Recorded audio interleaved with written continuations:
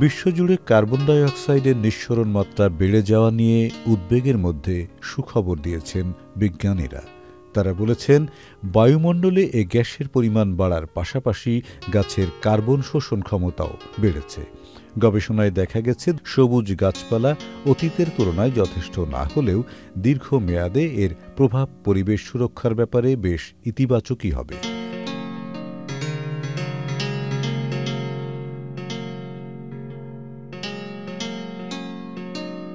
গবেষণা দলের প্রধান ড. ট্রেভর কেনান বলেন, পৃথিবীতে যে গাছপালা রয়েছে সেগুলো অধিক হারে কার্বন ডাই অক্সাইড শুষে নিচ্ছে।